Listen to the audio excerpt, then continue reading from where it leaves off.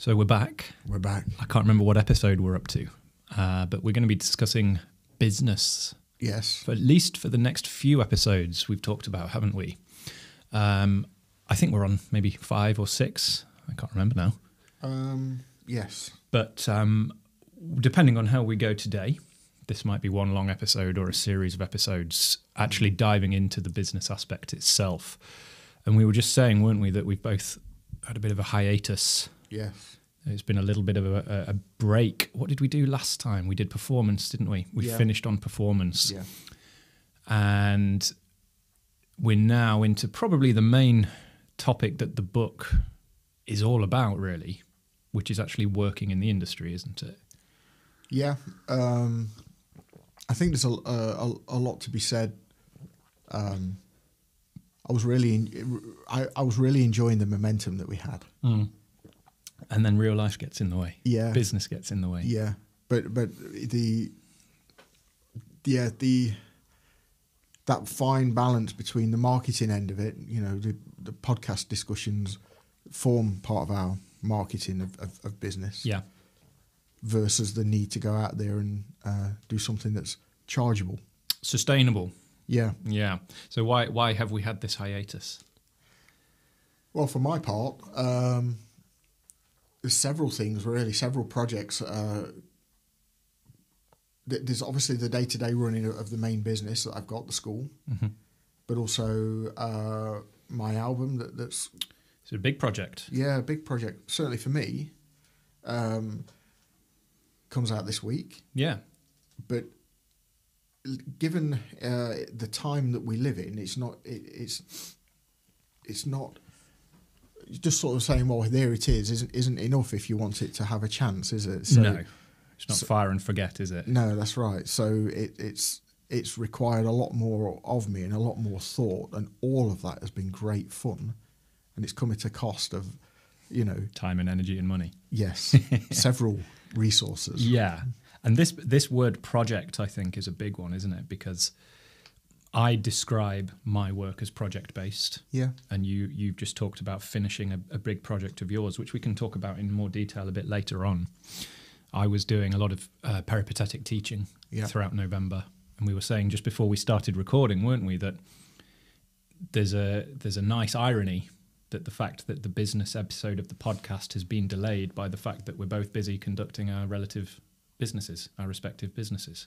Yeah, and I think there's a genuine reality in there that needs to be discussed because whatever barometer that we or others choose to say, well, they're successful or not, we run small micro businesses, and the biggest thing that we have to do is manage our time. Yeah, probably equal to managing our expectations. Yeah. That's a big one, and that's one of the ideas I wanted to talk about today. We've both scribbled some notes down.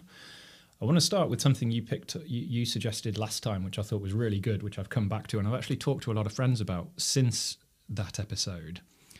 You talked about how, for a lot of us, certainly true of myself, we're in business to sustain a lifestyle. Yeah. And, for example, we're sitting here on a Tuesday lunchtime. This time tomorrow, Wednesday lunchtime, I'll be heading across to watch my daughter's nativity play at school. Yeah. And I have the freedom to be able to do that because I work for myself. I'm in charge of my own scheduling. I'll have students after that and I'll work before that. And that's a lifestyle that I want to maintain. Yeah. I want the freedom. I was moaning to you in November because I was doing so much teaching that I wasn't getting the chance to work on my projects. Yeah. That I'm now back on top of. So this idea of working in a business to sustain a lifestyle, I think, is really important for artists. I think so, and I think if a person so desired to listen to all these podcasts again, we've used things like Venn diagram. Yeah, you know, that's the reality. You if you're a creative, you must create. Yeah. That's the bread and butter, isn't it? Yeah, that's the lifeblood. That because that's who you are. So if you're an athlete and you don't, run, well, yeah,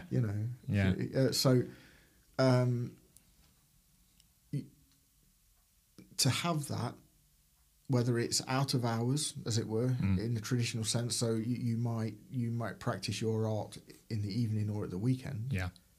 Sure.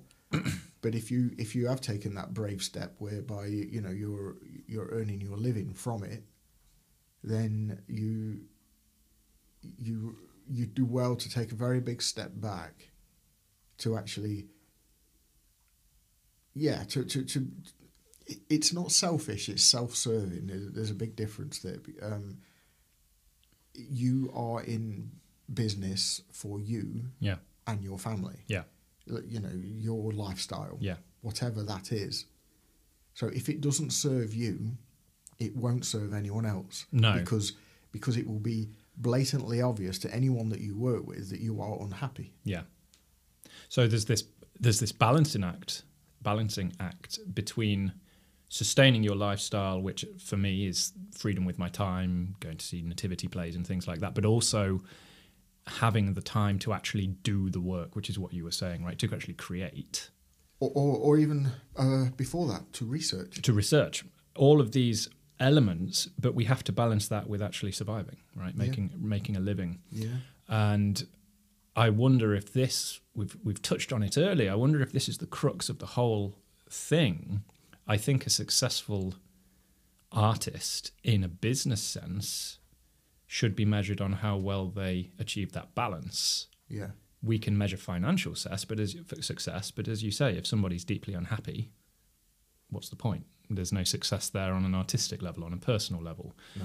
Likewise, we can't be a starving artist, right? We have to pay the bills, support families or contribute to families and things like this. And I think this was something that took me a long time to understand, is that it's balance. I when I was younger, was thinking of success in terms of how much I was earning or how much I was gigging or any other factor, how good I was, but at the cost of things like my mental health. Do you think in hindsight that you were measuring success, or do you think that you were looking for respect or validation? Well, I think when you're younger, you don't know the difference between the two. And that's important. Yeah, and I absolutely was. I remember saying to our friend Rob over in Marseille, I said I wanted to be the best in the world and I want people to know it. I want people to look at me and think, God, he's amazing. Yeah. That was important to me. And I suspect it's important to a lot of young artists or perhaps new artists. These days, we just said before we started recording, it's not for me to decide how good I am. It's for me to make an honest contribution. Yeah. And I'm happy with that. I can make my compositions or write my books or play my shows, and I can say that's my contribution. Yeah. It's for sale, right? If you like it, you can buy it or you can come and study with me, but that's up to you. Yeah. Yeah. It's it takes time. You see, I don't know if it's a mistake or not, but it's the only example that I can give you, and it will ring true with you, is that I'm happy to say this now. I don't know why I wasn't before, but I am. But I've been self-employed since I was 18, so it's 32 years. Mm. So, but would I do it that way again? Probably not. But hindsight's a wonderful thing, right? Yeah, because with that there's a lot of time, there's a lot of pain, and there's a lot of pressure. Mm. The pain, well, the pressure of trying to grow, trying to be accepted, looking for acceptance when it doesn't actually exist, because favourites come and go. It's an unreachable goal, isn't it? It is, but nobody tells you that. Yeah. Because there's no way to go and find out. So it's amazing how much mental attitude, mental health approach is tied up with the act of working in business, isn't it? Yeah, you need resilience. Yeah. You need a plan. But I don't think many people realise, I certainly didn't, how important that side of it is. You think of business and you think of super professional, you think of everything's formal, everything follows a process, everything's very official. And I think the reality is it's all people and it's all people trying their best, trying to do what they do for themselves and their own families. And we're all trying to slot into this infrastructure, this giant machine of the economy, of society, of the industry, whatever that means. Case in point, I used to think that I had this idealization of myself 10 years from now, 10 years ago, of what my success would look like. And I had ideas of things like selling albums and selling books through a shop and things like that. But it was always done in this strange realm. We've talked about the club, being in this club of successful musicians in my case. And the reality is it's people. Everything is people-based. Yeah. So when I get a new student, they often want to call me and chat, and I want to get to know them. And when someone wants to buy a book, quite often they'll contact me and ask for recommendations and ask for my thoughts, and they want to make sure they're choosing something that's suitable for them, and I want to make sure they buy something that's suitable to them. Yeah. And you realize that if you strip back all the sort of the LinkedIn filters of super professionalism, it's people. It's people interacting with people. Every business transaction is a social transaction. Yeah. And that is so heavily tied up in your state of mind, because you can't conduct pleasant social transactions if you're miserable, stressed, selfish, completely money hungry or money driven. Yeah. Whereas because I feel fulfilled in my artistic life, I feel that allows me to be really positive and open in my professional life, which in turn boosts the success of both. Yeah, but even all of that is already into delivery. Right. In that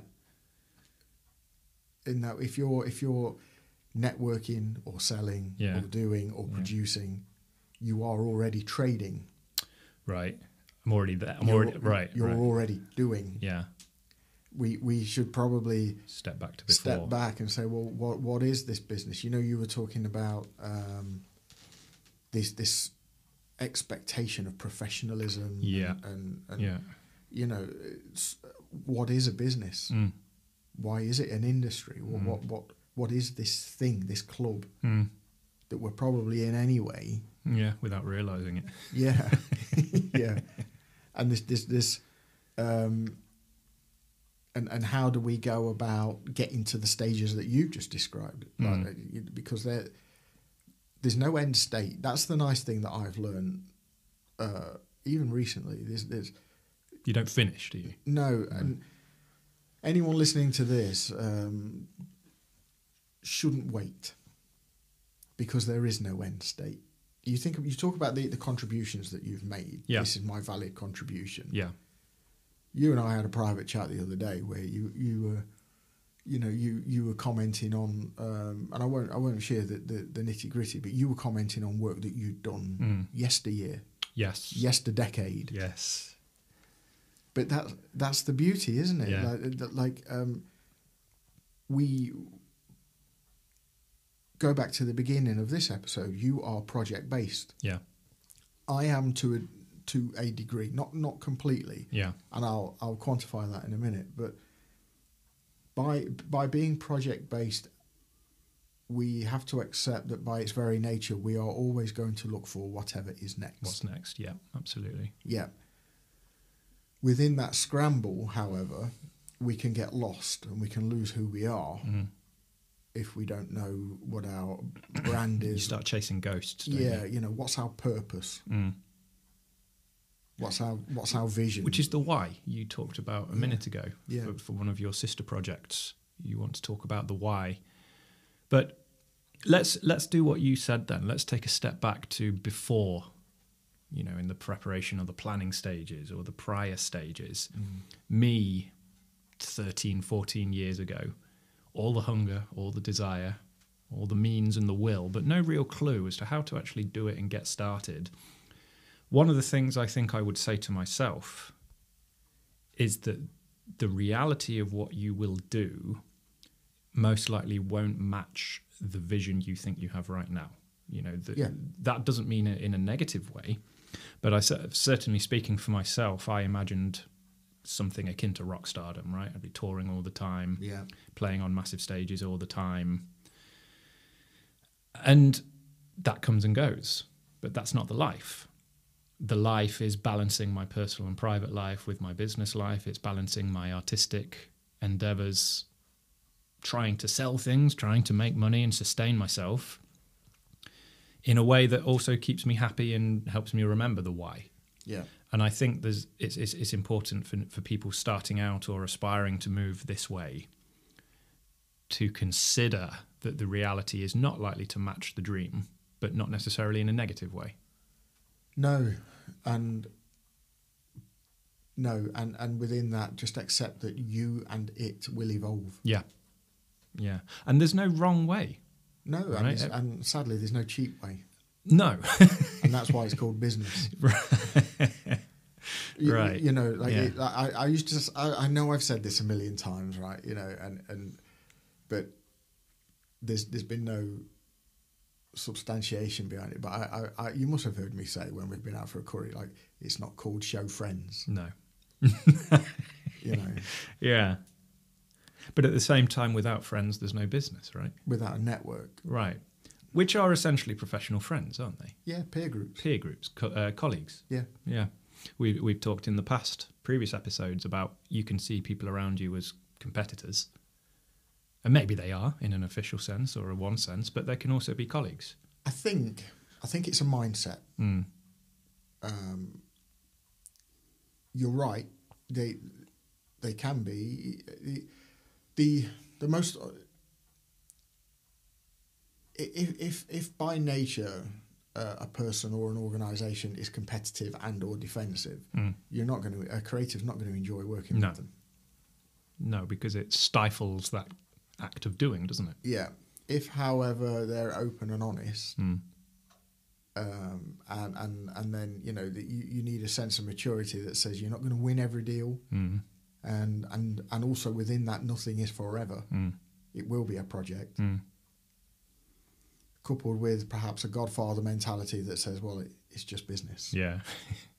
That's hard for a sensitive creative. Yes, and it's hard to hear on the receiving end. Yeah, and it's hard for a young, sensitive creative, which I've been. Yeah. You've been. Yeah. You know, some of the biggest mistakes I've made has been through lack of understanding, but also people not taking the time to understand me. Let's dive into that then, because you and I have got experience with that for different reasons, but in the same area. I essentially worked for you. Yeah. You gave me my first teaching job when I was about 24. Yeah. Something like that. And while we came out of it on the right side of things, we butted heads a lot, didn't we? Yeah. And I think a large portion of that was my youthful hot-headedness combined with a lack of understanding of what business actually entailed. Yeah. I had an image of, well, now that I'm a music teacher and I'm a working musician, this is what I expect. This is what I'm entitled to. Yeah. This is the way it should be. Yeah. And I don't think in my youthful brain there was ever really a thought of, well, Paul is a person who is creating all of this and is responsible for keeping the lights on, figuratively and literally. Yeah. Who has his own responsibilities and stresses and costs that I don't really have to think about, that I don't appreciate and take for granted. And I know that caused us a lot of falling out, but I think it also helped me today, because now that I'm on the other side of that and I have some of those responsibilities for myself, I can look back and go, there was a lot I didn't see at the time. Yeah. I think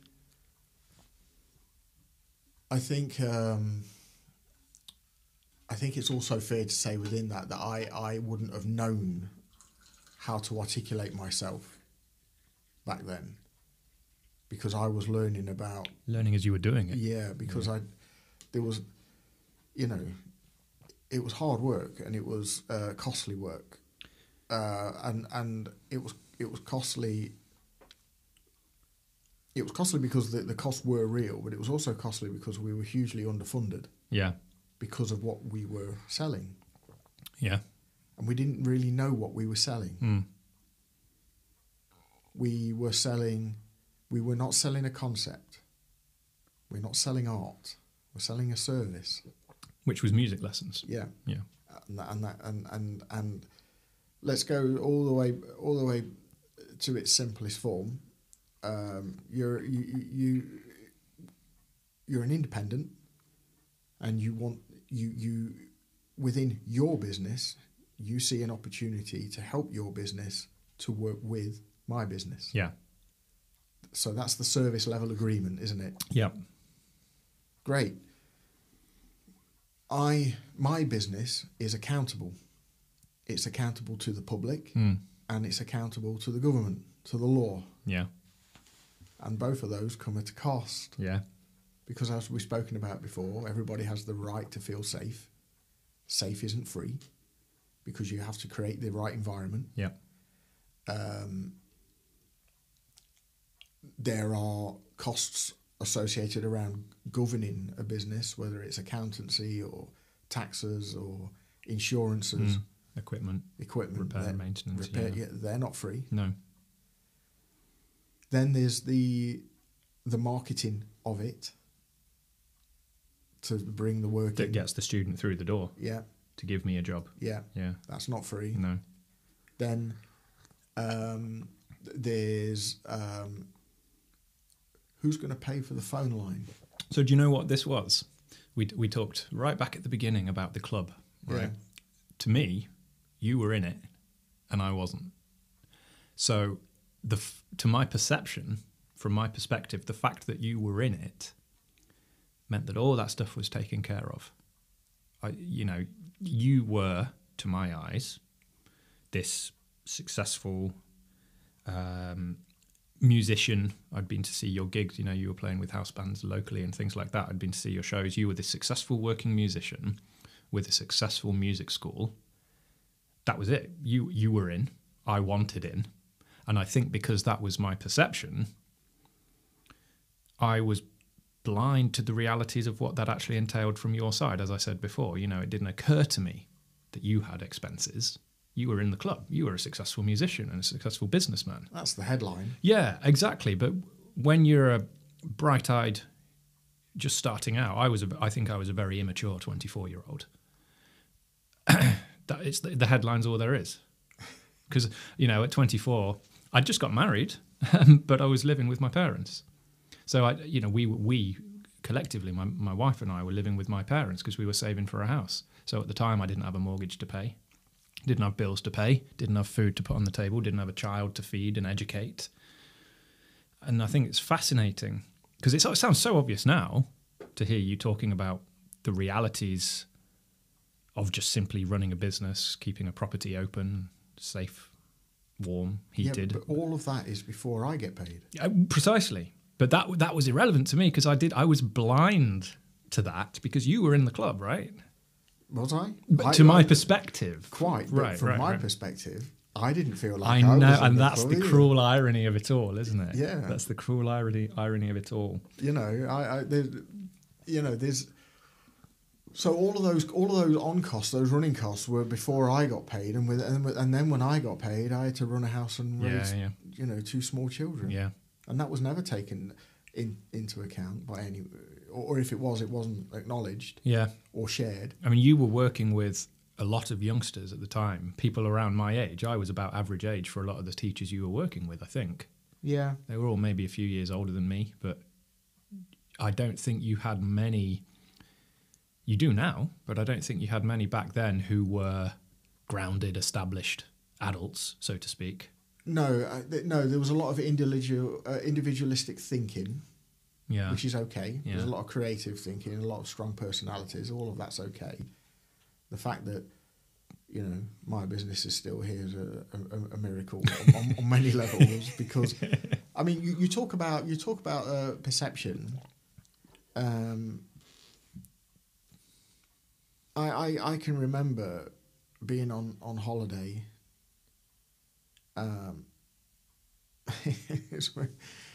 There is a bit of woe is me in this, right? So forgive me, but my kids growing up were fascinated with Mr. Bean. Yeah.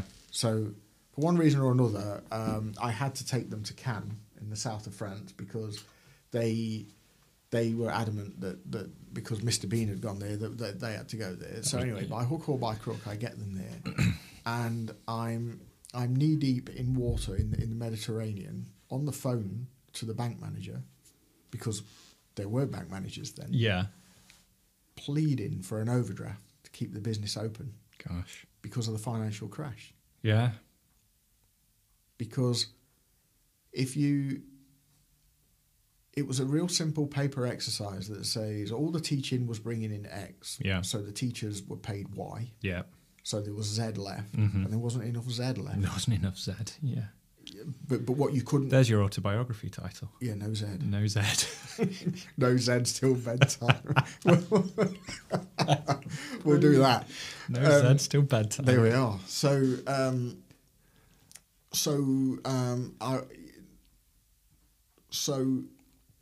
how old would you have been then?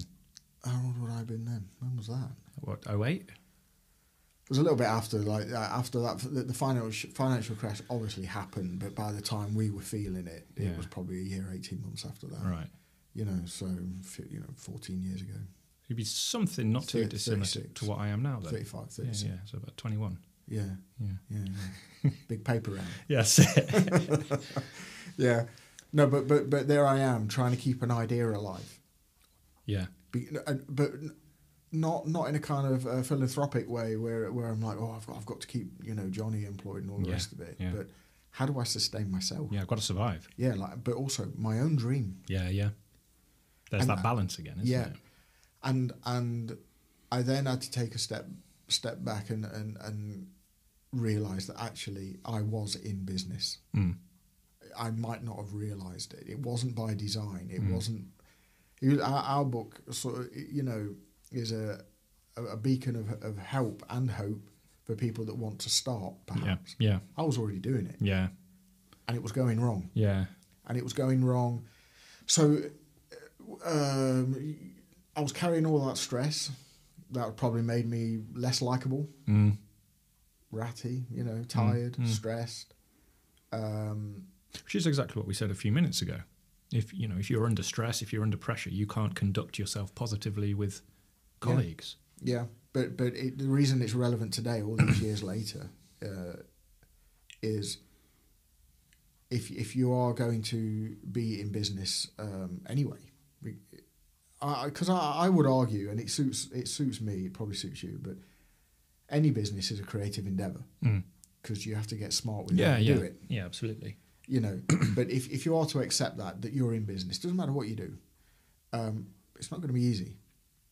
No, it's not going to be. It's not going to be blue sky. It's not going to be quick either. No, and you could be forgiven for asking yourself, why have you bothered? Yeah. But actually, I don't think it's an us and a them anymore. I don't think the economy is in a place where even an employed person knows if they've got a job for life. Yeah. Oh yeah. Yeah. Or if their sector will even exist. Yeah. Yeah. So actually, those that are creative will probably do okay. And I don't mean creative in the art sense. Just generally. Yeah. Yeah. How you do it is the thing. And at that time I was a sole trader. Yeah. So I got nobody to actually lean on and just and say there was no safety net for me. If you look at the flow of what was going on with our working relationship, you were the Oliver with your bowl out and please sir, can I have some more? Yeah. But I'm like, where's that more coming from? Can I have some? The no Zs. Yeah, and then sometimes it was resented when I had some. But people, I do remember this, and people were okay with the opportunities that were being presented. They were fine with that because there was no responsibility on the side of the teachers. No, accountability and responsibility is paramount. But also, even today, it's not. It doesn't go automatically hand in hand with creative people. No, creative people want to book the trend. They want to rage against the machine. They don't want to conform. However, we all have to. Yeah, I mean, there are certain expectations, aren't there? As we've said many times, if I have a student come in here, they need to expect to be, they do expect to be safe Yeah, they don't even think about it. No, of course not. So one of the things I've written down here to talk about, we've talked about the word sustain a lot of times, sustainability. I think if we start talking a little bit about people who are just getting started and want to make that transition, what are some real, practical, genuine steps they can take? And I think one of the biggest things for me to understand when I first started doing this is that everything I do has to be sustainable in a long-term sense. Yeah. We've had an episode previously talking about a portfolio career, and it's kind of relevant here because I still do that to this day. But everything I produce, every professional step I take is with a long view in mind. And I was talking to my friend recently, I've mentioned her before, she's retraining as a nutritionist. And I said a large portion of what I do, and something I think she will have to do in the early stages especially, is speculate. Yeah. I'm in the process of finishing my, I think, 13th book. Wow. Yours and mine was number 12, I believe. I've lost count. And I was saying this to her. I was around at her house the other day because our kids were playing together.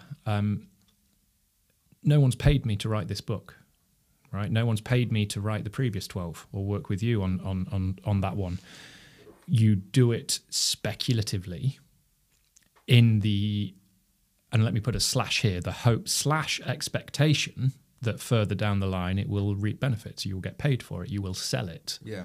And it will become part of the rolling machine that is my portfolio career. Yeah. And I think that takes a large degree of trust in yourself and confidence to do that, because however many dozens or hundreds plus hours it takes to write a book, say, or produce an album, you can sit and do the sums and say, well, I'd need to sell X many in order to pay myself just for the time it took me to write it. And that can be a really scary thing to do. And for many of them, I may never make back the time it cost me to write them. But as a collective whole, it sustains me as a business. Yeah. It in one sense, on a professional level, it doesn't really matter to me which book I sell. If I've sold 20 books in a month, I'm not really interested which ones sold and which don't. I'm happy that 20 sold, because that allows me to keep speculating on the next one. Yes. You've got a gleam in your eye here. No, I do, because I'm thinking on an analytical sense. Maybe you should be. Not interested or not care is the wrong word. Okay. I'm happy they're selling. Yeah. And I'll take whichever sales come. Okay. If I look at an individual, like I can choose my most obscure book and say, well, that sold 2 copies. Yeah. Or if I look at my most successful book and say that's sold 200 copies. Yes. Yeah. That doesn't invalidate the one that's sold 2. No. Because that was a contribution, that was the creation I wanted to make at the time. There's a distinguishing factor, though, I would suggest, and and you're straddling it a little bit, but I'd like your thought process on this. Mm. We're not in the manufacturing industry. No. So if we were literally manufacturing something, yeah, and it wasn't selling, well, you'd stop. Yeah. You are talking about producing art, which is valid anyway. Yeah. But I think that's valid. I think it's valid professionally as well, because let's say you are a prospective customer of mine. Mm-hmm. You don't know me from Adam, and you're looking on the internet or something, and you are in the market for drumming pedagogy, right? You're an experienced musician and a studious student, and you want something really deep to sink your teeth into. There's many books like that on the market. Yep. Many teachers and educators on the market, especially in the internet age. If you find me and I've got precisely one book for sale, you can read the blurb and the reviews and go, yep, this looks like a really, really good book. But if I've got 12 books for sale and they cover lots of subjects, they go, wow, this is compositional, this is analysis, this is jazz, this is music theory, this is composition that's not even drum related, or this is business related. Even if you have no intention of buying the other 11, this is my suggestion, make you more likely to buy that one book you were looking at because I am further validated in your eyes through the perception you get from all these books I've written. Yeah. There is well, longevity, brand. Yeah, it's part of my brand, isn't it? Yeah. I've got all these credits. Yeah. It doesn't, as we said before, there's no guarantee they're any good, right? None of this suggests they're good. But if I'm here if I'm presenting myself to you, look, here's what I am. Here's my library of work. Here's my catalogue of releases. That shows me in a certain perspective to you, or gives you a perception of me that hopefully makes you more likely to buy from me than if I had a sole book, let's say. But that would you perhaps agree that that's already into like the marketing? That's the what your suite, your stable of work. Yeah. Is your brand, and that enables your tribe to find you and actually corroborate that. Actually, do you know what? There's my man. Yes, I know what you're saying, and I think it is easier for me to make those statements with 12 and 13 books than it is with 1 and 2. But my point is, from the idea of speculation, even speculating on a single project that costs you time and money is going to be valuable, even if it doesn't sell directly. No, yes. You're contributing to that portfolio that is all self-feeding, as we've talked about before. Yeah. But you're feeding yourself as well. You know, the soul food, the creative end. Right. So me writing my first book was for me. Yeah. Because I had something to say, right? Creatively, artistically, I had something to say. Now, my point is, I was obviously speculating on a financial level, on a business level, that, hey, well, maybe someday I'll sell this and I'll make this money back. But I guess I'm saying, obviously it was valuable artistically, as you said, soul food. Yeah. But I think it was valuable professionally, even if it never sold, because somebody looking to study with me or even hire me for a job can see that book and go, oh, he's written a book. That's good. You know, even if they have no intention of buying it. No, I know what you mean. I know what you mean. And what I'm trying to do is I'm trying to appease two wolves that live within the creative. Mm. You know, the stuff that I do is for me. Mm. And I therefore hope that others like it. Well, let me ask you this then. Your music project that you've just finished, that, am I right in thinking that's the first one you've done, at least for quite a long while, that's a genuine original musical release? Yeah. Do you need it to sell in order for you to sustain yourself financially? No. Right. So you have had the privileged position, I suppose, to be able to work on that completely without the financial pressures of needing to sell it, which you've earned the right to do that through your other businesses, right? Your MLC and others. Would you still do that? Would you still have made that project 15 years ago, 20 years ago, if you had that same vision and the same drive to do it, but without the financial stability you've got now? I don't think I could have done it anyway. So it's not a would have, it's a could or couldn't. Yeah, I don't think I was genuinely. I don't think I had. I didn't have the money, the equipment. I didn't have the time. I didn't have the mind space, the experience and expertise. Yeah, because there's lots of secondary skills required to do it. But the process of doing it has been amazing. I've loved it. Sure. Yeah. So it was worth doing anyway. So we were talking earlier about my initial releases, my early albums. I think my first album came out in 2014. Yeah. And I have not made my money back on that.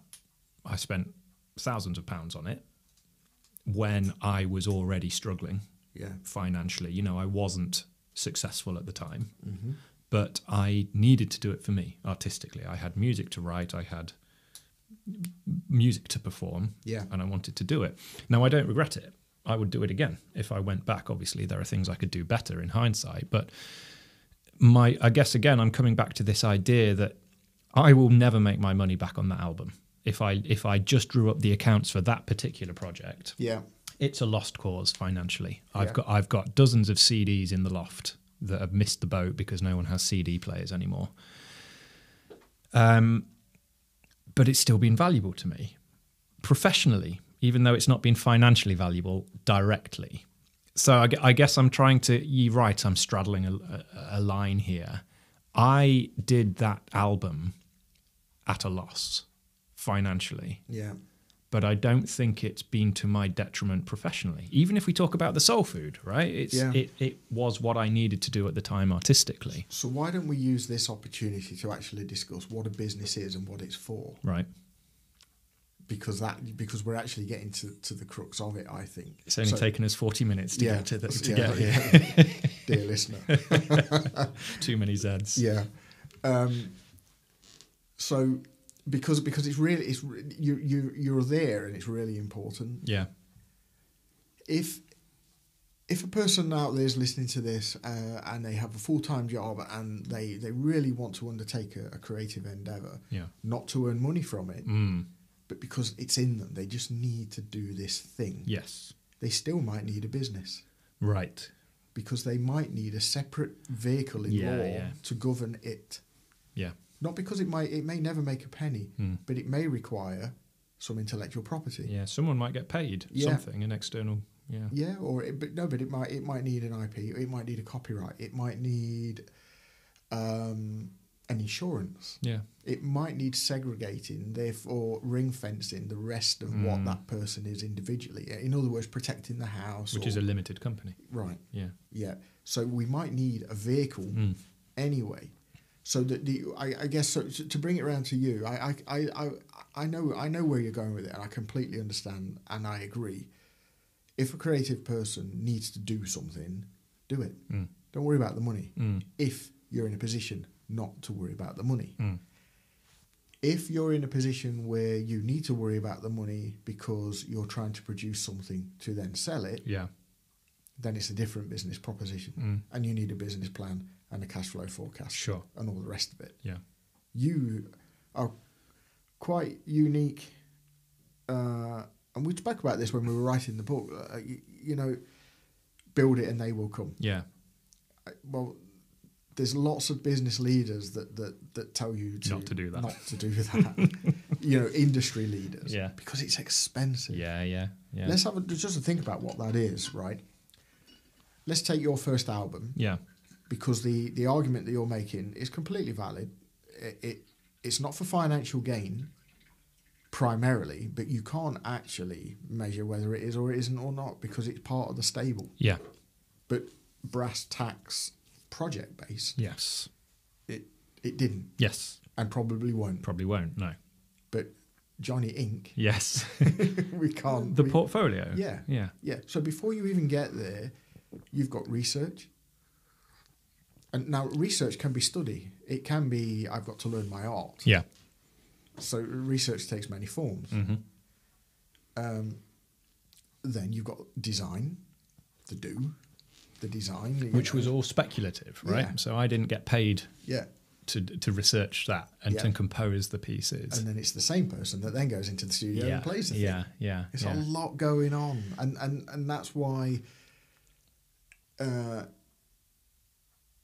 I think any people just deserve a pat on the back. If anyone's produced anything, it's a miracle. Yeah, absolutely. The odds are stacked against you. It's unbelievable, isn't it?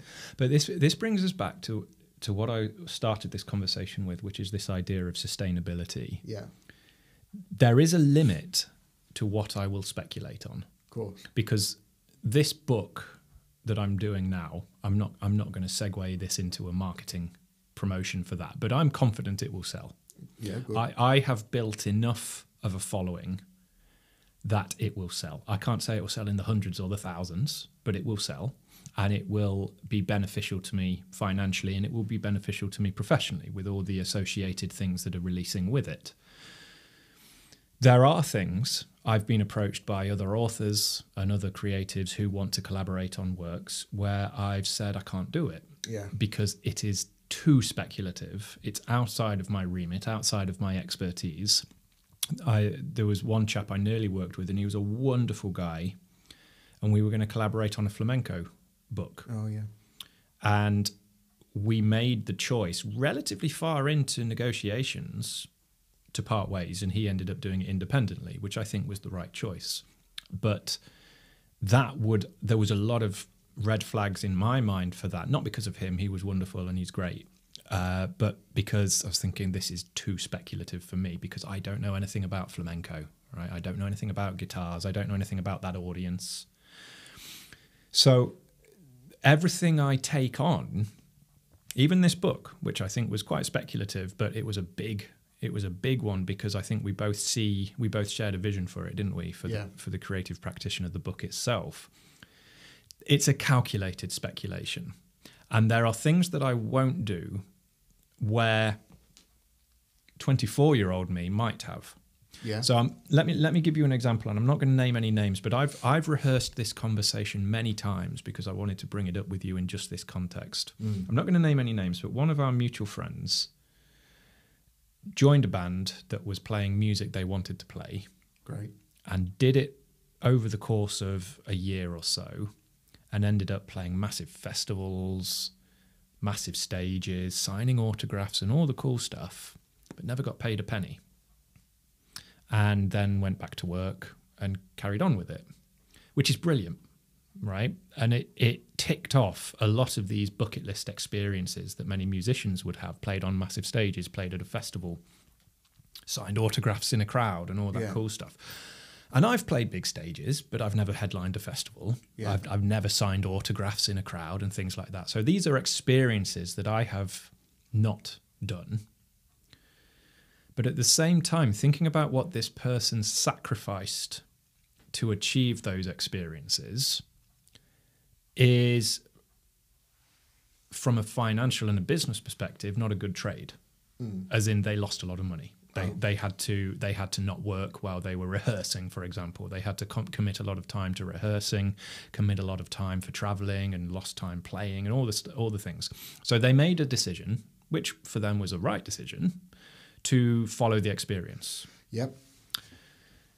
Which anybody who has a dream and has the opportunity to do it should absolutely do. Finances be damned, right? Yeah. But from Johnny the businessman, Johnny Inc., it's not something I can afford to do. No. So I don't pursue those experiences, because if somebody calls me, and it does happen from time to time, offering me quote unquote work, but the financial conversation is not there, there's a very serious decision to be made of how willing am I to take the experience at the cost of non-sustainability. Well, it is work anyway, isn't it? Well, this is the thing. Because it's hard. It is work, but it has to be business work. Yeah. It has to be financial work. So your book that you're going to write because you think it's going to sell, yeah, the reason that that's commercially viable is because it's a win-win. Whoever buys it will win. Yeah. They will benefit. Yeah. That's why it works. Yeah, yeah. That's commerciality. The production of art for its own sake is soul food. Absolutely. But it still costs money to do. Right. So this idea of sustainability that I keep talking about, I think, again, is a balancing act. I could join a band playing my favourite type of music, whatever that may be, the most obscure form of jazz fusion or something. I could join a band and go, this is great. Yeah. And I have played with bands before where I think I'm really enjoying playing with this band, and they've offered me festival slots. Yeah. And I will say to them, okay, that's great, but does it pay? And they'll say, not this time. Right? And you're laughing because this is in the opening chapter of our book where we talked about getting paid to play. Yeah. Right? So here is an exact example of what I was just talking about. I have passed up on some of those experiences. I could have played at a big festival playing cool music because it didn't pay me. Now, listeners might be shaking their head in disbelief that a musician would pass up the opportunity to play a big festival, or they might be shaking their head in disbelief that a professional has been asked to work for free. And there's no right answer. No. But I made the decision that, okay, joining this band takes time. I will need to commit evenings and weekends to rehearsing, or even daytimes to rehearsing. There's travel costs involved. And then there's the act of me plying my trade for free, whether I enjoy it or not. So I had to make a professional decision. This is not a sustainable use of my time. Whereas even the most speculative project that I derive for myself, the most obscure niche that I work in,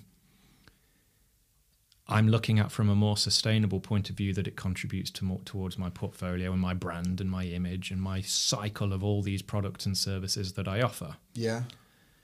So that was definitely an example of that person taking something that was right for them, you know, the soul food, the great experience, but not sustainable on a business side of things.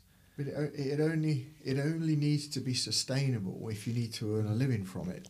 And that's exactly the point of sustainability. I want to play the drums for the rest of my life. So the decisions that you make will have to be commercial. If a person gets offered that opportunity, has a part-time job, Mm-hmm. chances are they won't be able to do both. They won't be able to have a full-time job and do that. Yeah. Let's say they had a part-time job, and so therefore there was no need to earn money. Yeah. But they were highly proficient. Sure. At the art form. Yeah. Went out there and played. Mm-hmm. If there was no need to earn a dime from it, they still might need a business. Yeah. To ring fence that work. Yeah. That's the distinguishing factor between you and them. You need to earn a living. There's only one of you. Therefore, the books you write dilute you in the sense that you can all have a bit. Yeah. And that's lots of Yeah. Johnnies out there. Yeah. No, but that's a good thing. Yeah. You know, like even my personal work. This isn't MLC. Like my work. I ensure that you can access it for free. Yeah. If you've got no money, I want you to access it. You can buy a book for a few quid. Yeah. If you've got a few more quid and you want a lesson, we'll go to my music school. Yeah. That's my ethos. Yeah. But if you really want me, and I'm really busy, that's not cheap. Yeah. And that's the pyramid of getting towards me. That's why I don't teach very many people. It's not because I don't want to, or that I'm better than you as a practitioner. I'm not saying that at all. Yeah. There are ways to access me for free. Yeah. But that then comes back around to me when I was saying with this band, right? They wanted me. Yeah. They wanted me specifically to play. But they have to pay for you. Right. And that's my point. So there was a big decision to be made. Am I willing to take this work for free that undermines my profession but allows me to fulfill an artistic thing? And on this occasion, I said no. Because you couldn't. Right. Or whatever the reason, couldn't, wouldn't, doesn't matter. But that's linked to a choice I made on the bigger scale. I want to sustain my ability to play music and make music and work in music full time. So everything I do has to be commercially sustainable, which does sometimes mean sacrificing things that are artistically fulfilling but are not commercially sustainable, which was the example of this person doing the festivals. I couldn't have done that because I couldn't have afforded to. Neither could I. For many reasons, right? I couldn't have afforded to spend the time, but I couldn't afford to undermine myself professionally either. Because if, I'm probably flattering myself here, but if word got round that I played for free, I'll get a lot more phone calls asking me to play for free for this band and this project and this sort of thing. And that wasn't a precedent I was willing to set. Yeah.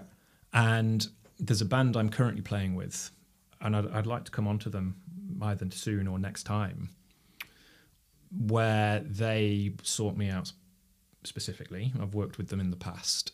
And I said, because they were gracious enough to travel to my house to speak to me in person about it, I said, I'm not willing to play shows on a speculative fee. Yeah. Ironically, talking about speculating, I said, I need a guaranteed fee for every show I do. Yeah. Which includes, travel and accommodation when required. Yeah. And 10 years ago, I'd have apologised. I'm really sorry, but can we talk about the money? I'm really sorry, but I can't pay you. These days, I said, look, you'll understand. This is what I do for a living, and I need a guaranteed fee in order to commit to this. Yeah. And fair. his response was, I wouldn't have respected you if not. Right? He wanted to know exactly what was required of him in order to secure me. Yes. So the fact that I said, well, I need this fee, he can go, right, easy. Yeah. I can either afford that or I can't. Yeah. I'm either willing to pay that or I'm not. And he was willing to pay it, so we shook hands, and I operate on a guaranteed fee. But many people, and that's an ethos, he works in this industry and he does this all the time. So he's got this ethos of, well, money has to flow to keep everybody happy and to keep the right people in place. Yeah.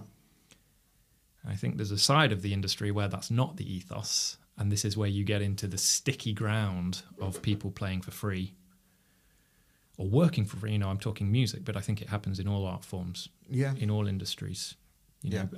Portrait artists doing just a free portrait for their friends. Yeah. Whatever it may be. People are always going to be exploited. But again, that's why you might need a business to govern your affairs. Right. Legal. Yeah. Professional. Yeah. So I've listened to you really, really carefully there, and I don't disagree with any of it. There's a distinction again, and maybe we should talk about the distinction and then have a natural break here, because we're being very philosophical and I there's the Johnny that goes out there to work with in the entertainment industry, is a service provider. Yes. And that service must be paid for. Right. That I would argue that there is an artistic element within that. Of course there is, but it's less so than the artistic endeavour of producing an album that may never sell a copy. Yes, of course. That's something that we don't often consider as creative practitioners, because we are, this is me. This is what I do. Yeah. If you can distinguish the two, you can live happily in both. Right. You can do stuff for free. Yeah. Because it's really important to me that people can access my stuff for free, and not to devalue it. Yeah. It's just not everybody has an equal opportunity. Yeah. And I'm proud of that. That's different, however. That's not a caveat. It's a different argument that says, I also know that no one's going to buy my album. Yeah. But I have to make it. I have to do it. Yeah. Like it's in me. Yeah. If somebody does me the pleasure of listening to it, I'd be delighted. But I guess to close, I think we'll pick this up next time when we get into the nitty gritty of it. Yeah. But I guess my overall point comes back to that thing that those two feed each other. They do. They have to be linked. They do, because you can't. You can put on a different pair of socks, but you're still the same. You are that artist. You are that. Because I'm not going to give my album away. No. Right, but it's still out there for free. You can find it on YouTube and you can find it on Spotify. Yeah. But I'm still not going to give you a copy. Do you see what I'm the same. I am.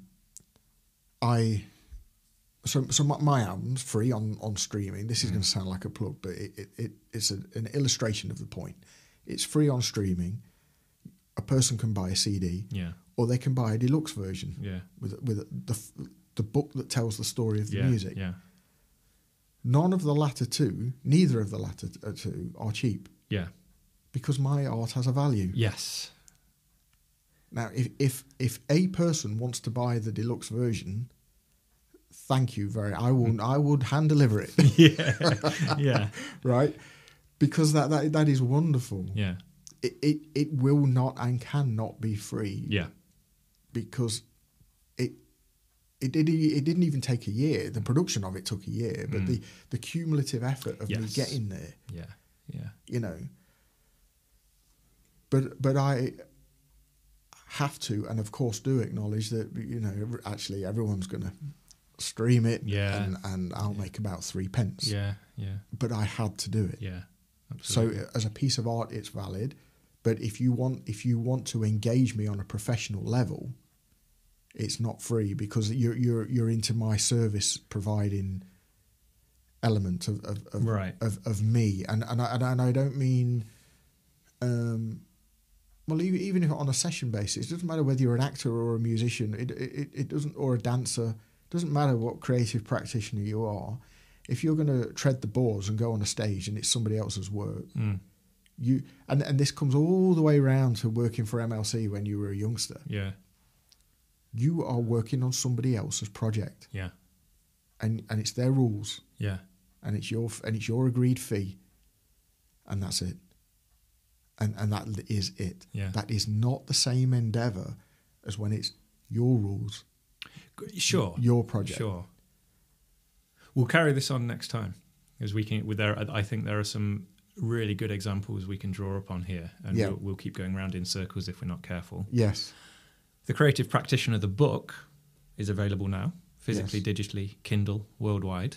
It covers all of this and more, the realities of professionalisation, working in the industry. It's a big book, isn't it? It's not easy to sum up in a little speech like this. But thank you for joining us. We'll pick this up next time. And Paul, thank you. Thanks, Johnny. See you next time on the Creative Practitioner podcast.